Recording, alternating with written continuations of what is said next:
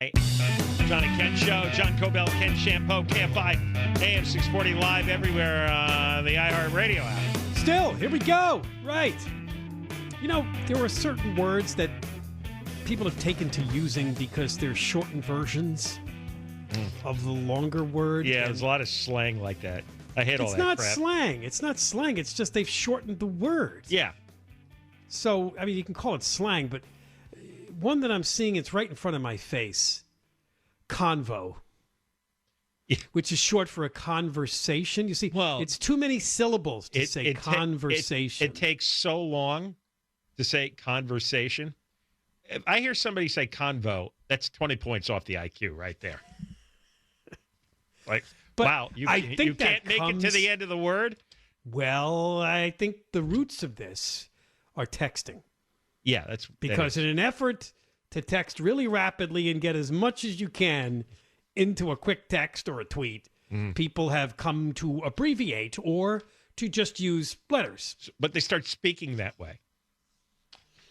Yeah, I had a friend, and I've known her a long time, and this goes back before even texting and Twitter, and she likes to say vacay. Oh, I hate that. That's another one. Can't you just say vacation? No, you have to start. Where are you going on your vacay? No. Why does that make me just like shrivel? Me too. It's recoil. No, finish the word. There's another syllable there. Go ahead. Vacation. Come on, you can do it. I guess it's hot and hip to say. People are trying to be trendy. That's why. Well, we're going to talk about convos. Nothing worse than an older person trying to use young, trendy phrases. It's just silliness.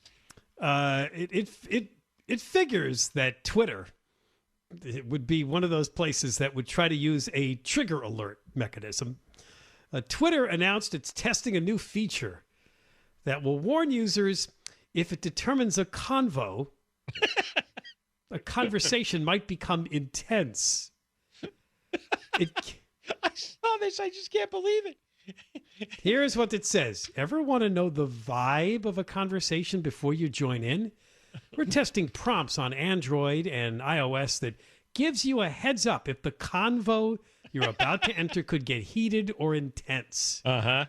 This is a work in progress as we learn how to better support healthy conversation. I like that term. Like it's a vegetable. No, this is for the emotionally crippled and the brain dead. Well, first of all, you're entering a conversation on Twitter. Already, how many IQ points have you deducted? Yeah. It's 20 more off of that. Okay. If you're using convo and vacay, that's minus 20. You're writing on Twitter, and you're arguing with somebody you don't even know. Now you're down to brainstem level. And then you need a warning.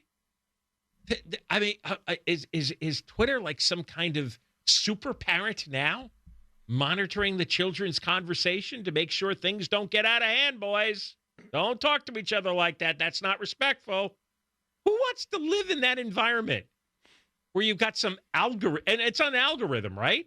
It's an algorithm. It somehow is picking up on it's now warning that you're becoming too intense.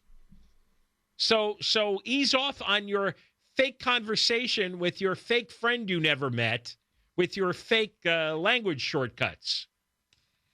Well, I'm not so sure it's going to do that. I think what it's trying to do is inform anybody else that wants to enter this Twitter conversation that things are already pretty tense. It's not going to warn people who are too tense not to do that. Well, it's going to warn new people that maybe you might not want to come in here because it's ugly. But I know, but the people already in there, it's also a way to tell them to tone it down.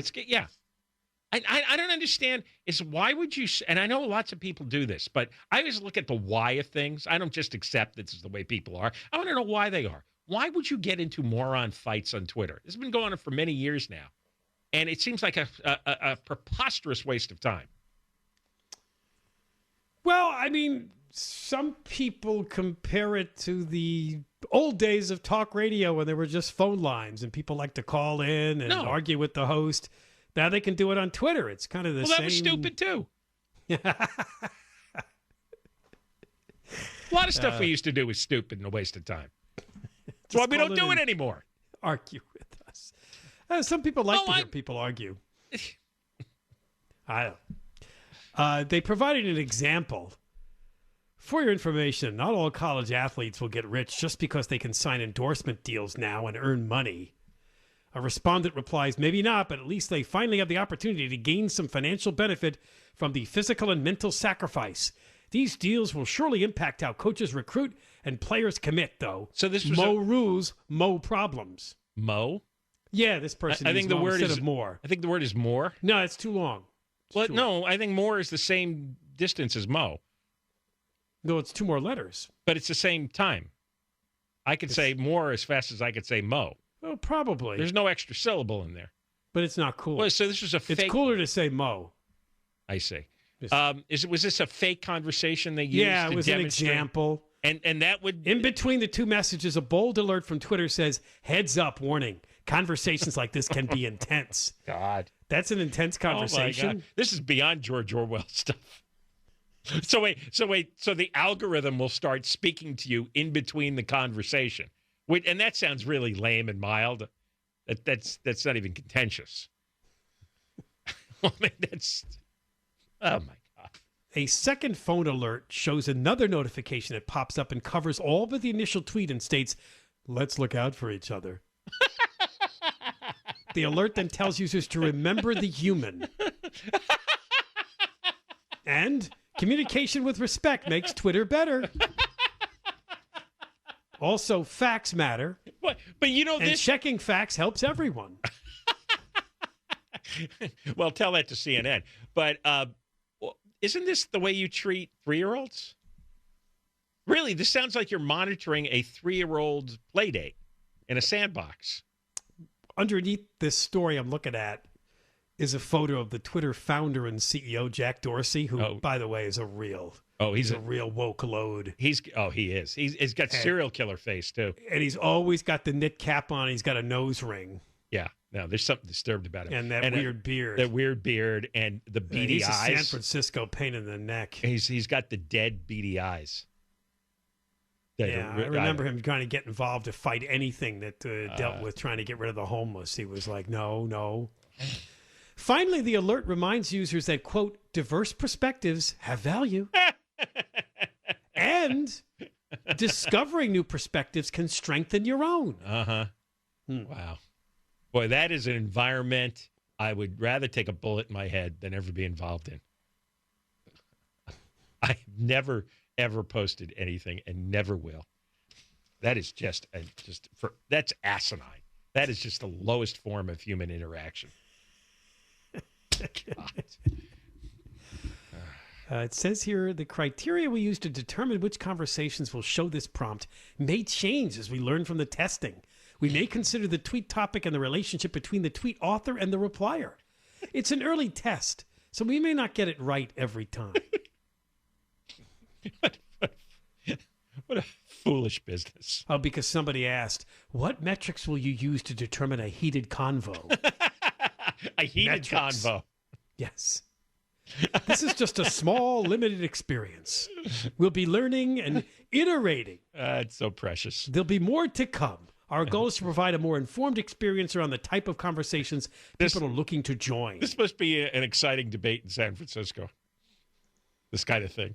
It's their way of recognizing, John, that the world is very divided now. How to monitor people are getting very heated. So what? We just want to turn the temperature down a little bit. Yeah, sure. All the bad lingo for this. It's nonsense. They make their money off the heated stuff. That's how. They already did the testing. That's part of what the Facebook leak was about. All those documents, right? Is they did the testing, and the more heated things are, the more people are engaged. And that anger is the only emotion that moves the needle. All the other emotions is you flatline. So you want to make money, you have to have people angry. So you need a heated convo. All right, speaking of heated, what a story we got coming up next. John and Ken, KFI.